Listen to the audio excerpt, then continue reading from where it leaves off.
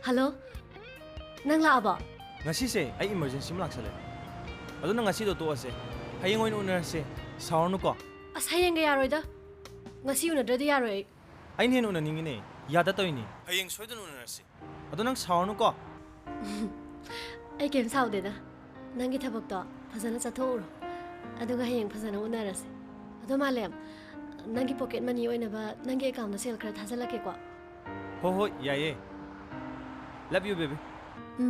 Thamage.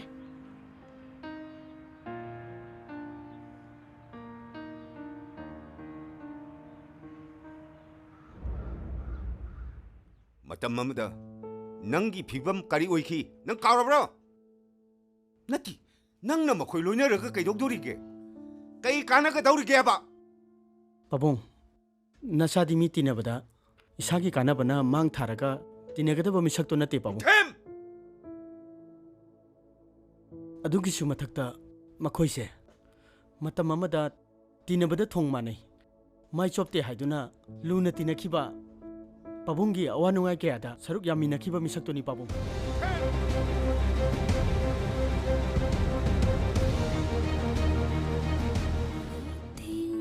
Nakuinigi maongse hana yam khangnaramdo maliko khangnei mana leima nungsibi pamubi nungsibi pamubi nungsibi pamubi nungsibi pamubi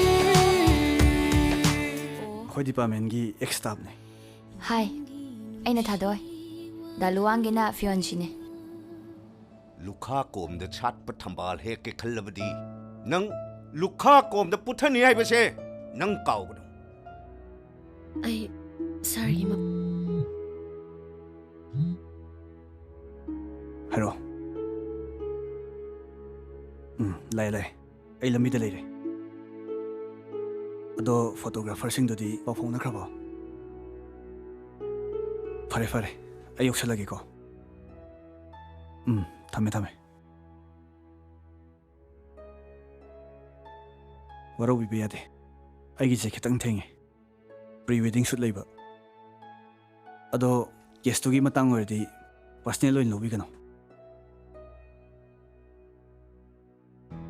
ai ta segna corruption support tawjate aduga guest su code yokhrabani na maduda aina kari su tawba ngamni thajadre hoi somje phibam khara chadre haiba ai khangjai matang sida aina tawba ngamba haiba bu ai chegi jage